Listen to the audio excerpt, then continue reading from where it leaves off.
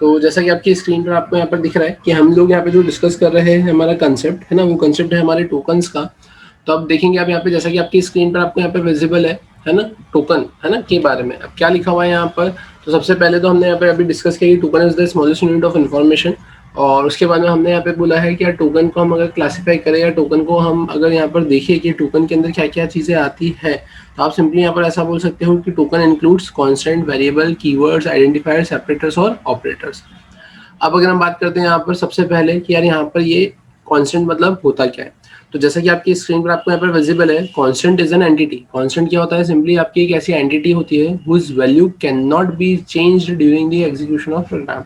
Constant क्या होता है, तो कांस्टेंट एक ऐसी एंटिटी होती है whose value can not be change, जिसकी वैल्यू चेंज नहीं हो सकती during the execution of program. Program के एग्जीक्यूशन के दौरान जिसकी वैल्यू चेंज ना हो सके उसे हम क्या बोलते हैं, यहाँ पर कांस्टेंट बोलते हैं, है ना। क्योंकि जैसे सिंपल सी बात है, मैंने बोला कि 100 है ना। अब फॉर एग्जांपल मैंने अगर यहाँ पे लिखा है 100, मैंने आपसे पूछा कि ये क्या लिखा है, तो आप बोलोगे 100, है ना। मैंने किसी और को बोला अगर पूछा तो वो क्या बोलेंगे यहाँ पर, क्या क्या लिखा है 100, तो मतलब ये वैल्यू फिक्स है। लेकिन अगर वहीं पर मैंने ऐसा लिख दिया है x, बोले तो एक वेरिएबल, अब मैंने बोला कि यार ये x की वैल्यू क्या है, तो हो सकता है आप बोलोगे 10। मैंने किसी और को बुलाया, मैंने बोला कि x की वैल्यू क्या है, तो हो सकता है कि सामने वाला बोले कि यार 100। हो सकता है किसी और को बुलाया तो बोले कि x की वैल्यू हो सकती है 500, तो उसकी वैल्यू क्या है, चेंज हो सकती है। लेकिन अगर मैंने बोला कि अगर मैंने 100 लिखा है तो 100 क्या है, 100 मतलब फिक्स हो गया, मतलब क्या हो गया, वो कांस्टेंट हो गया। तो अगर हम बात करें कांस्टेंट की, तो कांस्टेंट इज एन एंटिटी, एक ऐसी एंटिटी होती है उस value can not be change, जिसकी वैल्यू चेंज नहीं हो सकती during the execution of program, program के एग्जीक्यूशन के दौरान।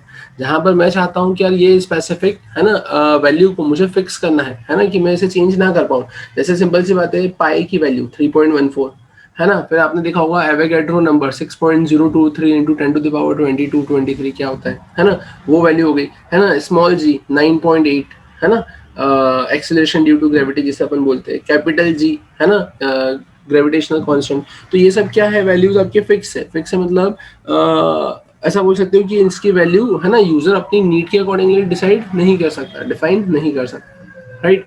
तो आप क्या बोलोगे यहाँ पर कि कांस्टेंट को डिफाइन करने के आपके पास में दो तरीके होते हैं। सबसे पहला by const keyword and second one is by hash define pre processor.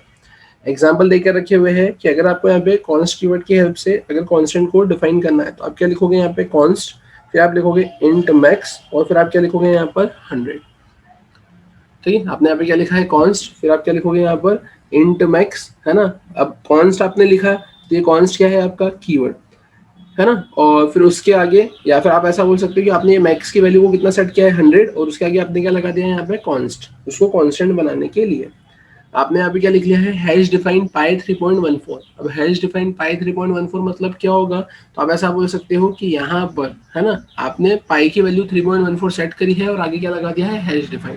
तो इससे भी ये क्या कंसिडर होगा, आपका कांस्टेंट कंसिडर होगा।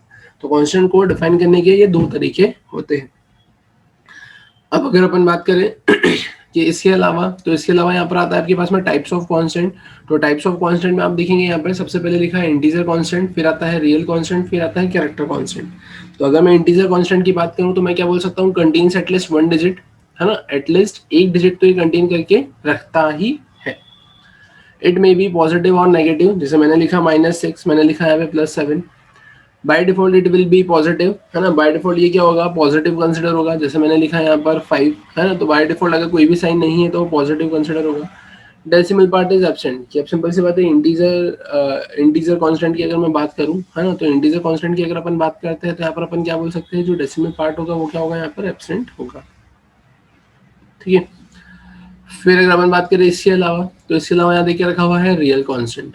अगर रियल कांस्टेंट की अगर मैं बात करूं तो रियल कांस्टेंट में क्या आएगा, स्टार्टिंग के 3 points as it is same ही रहेंगे, contains at least 1 digit, it may be positive और negative, by default it will be positive. लेकिन लास्ट वाला जो पॉइंट है ना, उस केस में आप क्या बोल सकते हो कि decimal part is present. Decimal part क्या होगा, यहाँ पर प्रेजेंट होगा। ठीक है, और फाइनली अगर अपन कैरेक्टर कांस्टेंट की बात करें तो कैरेक्टर कांस्टेंट में आप क्या बोल सकते हो, डिजिट्स 0, 1 और 9। ठीक है, अल्फाबेट्स आ सकते हैं A to Z, या तो अपर केस में या लोअर केस में, और फाइनली फिर आपके पास में स्पेशल सिंबल्स भी आ सकते हैं यहाँ पर, है ना, परसेंट, है ना, हैश, एस्ट्रिक, एक्सेट्रा एक्सेट्रा। ठीक है, तो ये जो देख के रखा हुआ है आपको, ये किसके बारे में देख के रखा है यहाँ पे, इंटीजर कांस्टेंट, रियल कांस्टेंट और कैरेक्टर कांस्टेंट में के बारे में यहाँ पर आपको देखकर रखा हुआ है। फिर अगर अपन बात करते हैं यहाँ पर इसके अलावा, तो इसके अलावा फिर यहाँ पर देख के रखा हुआ है, ध्यान से देखना। फिर अभी हमने यहाँ पे जो डिस्कस किया वो हमने कांस्टेंट के बारे में डिस्कस किया। फिर यहाँ पे देखिए रखा हुआ है सेकंड आपका क्या, वेरिएबल।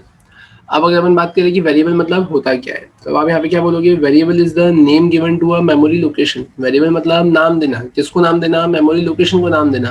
हुज वैल्यू में change during the execution of program, जिसकी वैल्यू चेंज हो सकती है प्रोग्राम के एग्जीक्यूशन के दौरान, है ना। अगर मैं बात करूं वेरिएबल मतलब क्या होता है, तो variable is the name given to a memory location. Variable मतलब नाम देना मेमोरी लोकेशन को। जैसे कि आप देखो यहाँ पर एक एग्जांपल देके रखा है साइड में, है ना, कि यहाँ पर, है ना, ये जो एग्जांपल देके रखा हुआ है साइड में, इससे आपको थोड़ा सा क्लियर होगा यहाँ पर कि हमने क्या बोला है, वेरिएबल मतलब नाम देना मेमोरी लोकेशन को। तो ये वेरिएबल, ये जो ए है ये वेरिएबल है ना। ये variable is the name given to a memory location, ये मेमोरी लोकेशन को मैंने नाम दिया, ठीक है। हुज वैल्यू में चेंज, जिसकी वैल्यू क्या हो सकती है, यहाँ पर ये A10 है तो उसकी वैल्यू क्या हो सकती है, यहाँ पे चेंज हो सकती है। कितना हो गया यहाँ पे, 30 हो गया। तो हुज वैल्यू में चेंज कब, during the execution of program, जब प्रोग्राम का एग्जीक्यूशन यहाँ पर हुआ तो उस केस में यहाँ पर इसकी वैल्यू क्या हो चुकी है, चेंज हो चुकी है। तो variable is the name given to a memory location, इस मेमोरी लोकेशन को नाम देना जिसकी वैल्यू प्रोग्राम के एग्जीक्यूशन के दौरान क्या हो सकती है, चेंज हो सकती है। तो यहाँ पर अब A10 था, अब कितना हो गया, यहाँ पर A30 हो गया, ठीक है। Variable is the name given to a memory location whose value may change during the execution of program. Types of variables, so there are two types of variables. First one is local variable and second one is global variable. अगर मैं बात करता हूँ यहाँ पर local variable की, तो local variable की केस में आप ऐसा बोलोगे whose scope is within the block और अ फंक्शन, जिसका स्कोप कहाँ तक होता है, विद इन द ब्लॉक और फंक्शन, मतलब ब्लॉक या फिर फंक्शन तक ही उसका स्कोप होता है। और ग्लोबल वेरिएबल की अगर मैं बात करूँ तो whose scope is throughout the program, है, जिसका स्कोप थ्रू आउट दी क्या होता है, प्रोग्राम होता है, ठीक है। अगर हम बात करें यहाँ पर, जैसे कि आपकी स्क्रीन पर आपको दिख रहा है ये बॉक्स, अब यहाँ लिखा हुआ है x इक्वल टू 300। अभी ये मैंने इंट क्या लिखा है, तो अभी इसको मत फोकस करो, है ना, ये अपन बाद में देखेंगे। अभी बस इतना देखो कि यहाँ पर x इक्वल टू 300 लिखा है और मैंने यहाँ पर x को क्या बनाया है, एज अ ग्लोबल वेरिएबल। अब x को अगर मैंने ग्लोबल वेरिएबल बनाया है तो इसका जो स्कोप रहेगा, अब जैसे ये मैंने बोला कि ये पूरा क्या लेके रखा है, ये पूरा मेरा प्रोग्राम देके रखा हुआ है, तो ये जो x का स्कोप रहेगा ये थ्रू आउट द प्रोग्राम, मतलब ये पूरा यहाँ ऊपर से लेकर नीचे तक x का स्कोप यहाँ पर रहेगा, ठीक है।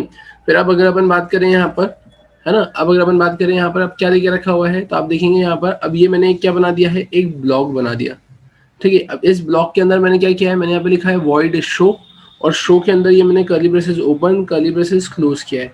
आप सिर्फ इतना समझो अभी यहाँ पर कि मैंने यहाँ पे क्या किया है, मैंने कर्ली ब्रेसेस ओपन और कर्ली ब्रेसेस को क्या करके रखा है, यहाँ पर क्लोज करके रखा हुआ है ना। आप बस इतना समझो अभी कि ये कर्ली ब्रेसेस ओपन है, कर्ली ब्रेसेस क्लोज है, ये एक ब्लॉक है, इसके अंदर मैंने फिर से लिखा है a इक्वल्स टू 200। तो अब यहाँ पर ये जो a है ये कैसा कंसिडर होगा, एज अ लोकल वेरिएबल। तो अब अगर मैं बात करूँ यहाँ पर कि ये a यहाँ पर कंसिडर होगा एज अ लोकल वेरिएबल, तो अब अगर मैं यहाँ पर एक और ब्लॉक बनाता हूँ, है ना, मैंने यहाँ पे क्या किया, अब मैंने यहाँ पर एक और ब्लॉक बनाया। अब एक और ब्लॉक बनाया तो अब यहाँ देखोगे आप कि ये क्या देके रखा है, ये वॉइड डिस्प्ले नाम का मैंने एक और ब्लॉक बनाया।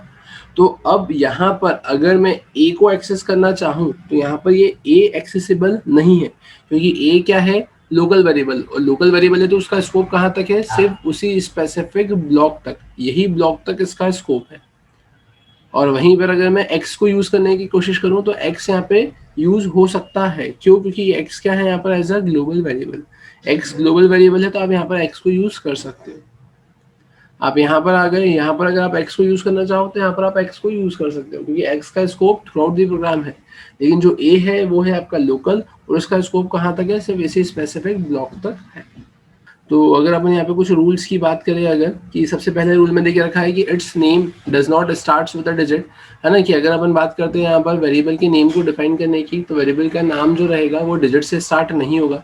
आप देखोगे यहाँ पे int 1a लिखा है, ये इनवैलिड है, a1 लिखा है तो ये वैलिड है, ठीक है।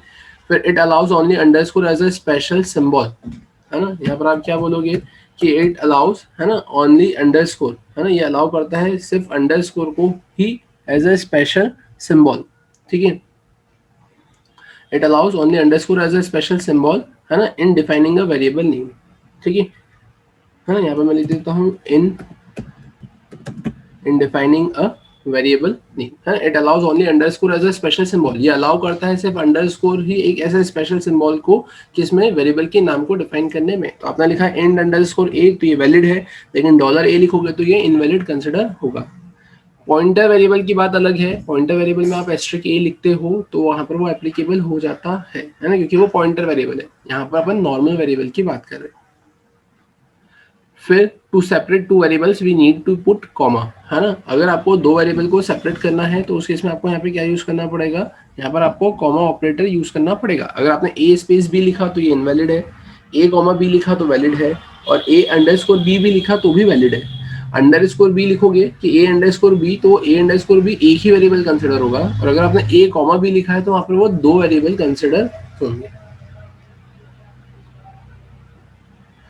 ठीक है। और फाइनली आप ऐसा बोल सकते हो बाय कन्वेंशन, है ना, कि रूल नहीं है, कन्वेंशन है। अब बाय कन्वेंशन, कन्वेंशन के अकॉर्डिंग जो अपने कांस्टेंट होते हैं, तो कांस्टेंट को अपन यहाँ पे किससे रिप्रेजेंट करते हैं, अपर केस से, है ना।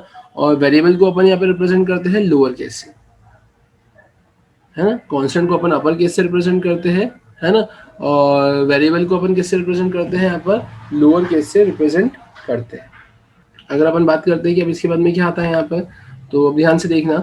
अब अभी हमने देखा कांस्टेंट, हमने देखा वेरिएबल। अब अगर हम बात करें इसके बाद में, तो इसके बाद में फिर आता है आपके पास में keywords.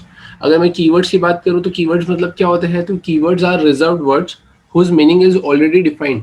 We can not use keywords as a variable name. Keywords क्या होते हैं, कीवर्ड्स आपके रिजर्व्ड वर्ड्स होते हैं जिसका मीनिंग क्या होता है, ऑलरेडी डिफाइंड होता है।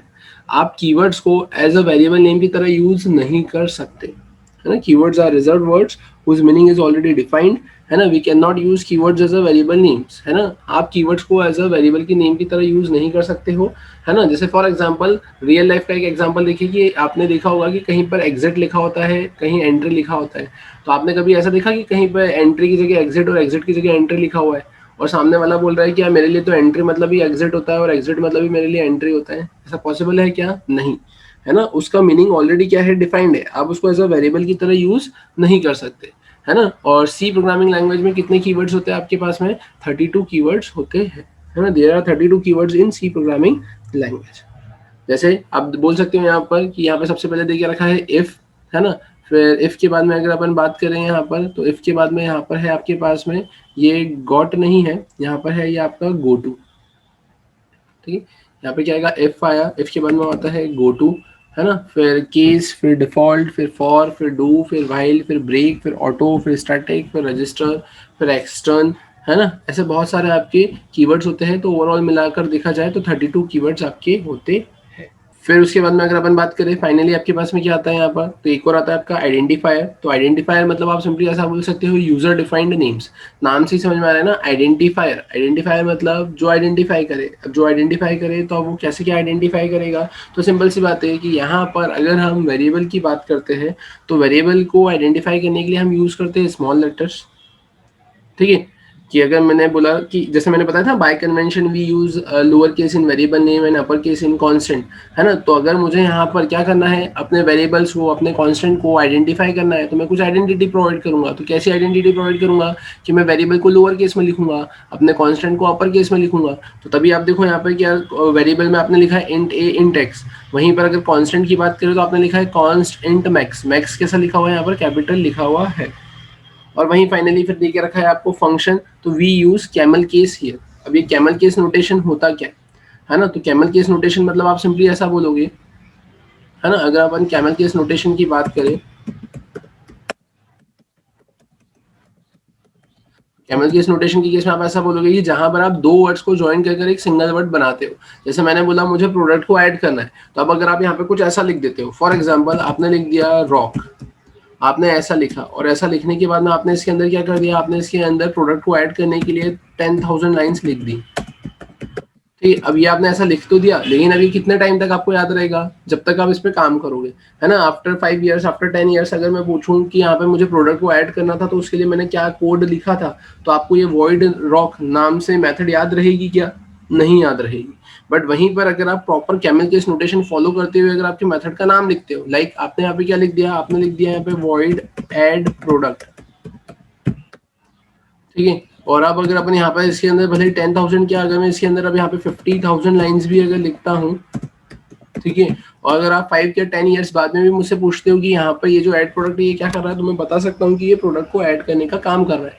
तो अब कैमल केस नोटेशन होता क्या है, तो कैमल केस नोटेशन मतलब जहाँ पर आप आपकी मेथड के नेम को जो रिप्रेजेंट करते हो, तो उसमें जो पहला लेटर होता है ना, तो पहला जो है वो क्या है यहाँ पर, तो पहले वर्ड का जो पहला लेटर है वो स्मॉल होता है ना, और दूसरे वर्ड का जो पहला लेटर होता है ना, वो क्या होता है यहाँ पर, कैपिटल होता है। मतलब पहले वर्ड का पहला लेटर, जैसे ऐड का पहला क्या है, ए है ना, और प्रोडक्ट का पहला क्या है यहाँ पर आपका, पी। तो दो वर्ड्स को ज्वाइन करके जब आप सिंगल वर्ड बनाते हो, तो पहले वर्ड का पहला लेटर लोअर केस में और दूसरे वर्ड का पहला लेटर अपर केस में होना चाहिए। तो ये रिप्रेजेंट करता है आपके कैमल केस के नोटेशन। तो इस तरीके से लिखना है ना, कि जहाँ पे मल्टीपल वर्ड्स को ज्वाइन करके सिंगल वर्ड्स बनाना रहता है, तो उस केस में अपन यहाँ पे कैमल केस नोटेशन को फॉलो करते हैं, सिंपली फॉर सिंप्लिसिटी। ठीक है, तो यहाँ पे इस टाइप से अगर अपन देखें, तो आज के सेशन में हमने क्या कवर अप किया, आज के सेशन में हमने सी की डेफिनेशन कवर अप करी है ना, फिर वाई सी, नीड ऑफ सी हमने कवर अप किया, फिर हमने फीचर्स डिस्कस करे, और फिर फाइनली हमने यहाँ पे टोकन्स के कंसेप्ट को स्टार्ट किया था। टोकन्स के कंसेप्ट में मैंने आपको यहाँ पे कॉन्स्टेंट, वेरिएबल है ना, कीवर्ड्स और आइडेंटिफायर्स का कंसेप्ट एक्सप्लेन किया। नेक्स्ट सेशन में अपन यहाँ पर डिस्कस करने वाले रहेंगे अपना सेपरेटर का कंसेप्ट। सेपरेटर के बाद में फिर हम डिस्कस करेंगे यहाँ पर अपने ऑपरेटर्स का कंसेप्ट, और फिर हम देखेंगे यहाँ पे डेटा टाइप्स का कंसेप्ट। राइट, तो आज का सेशन हम यहीं पर स्टॉप करते हैं, फिर इसके आगे का कंटिन्यू करेंगे अपने अपनी नेक्स्ट क्लास में।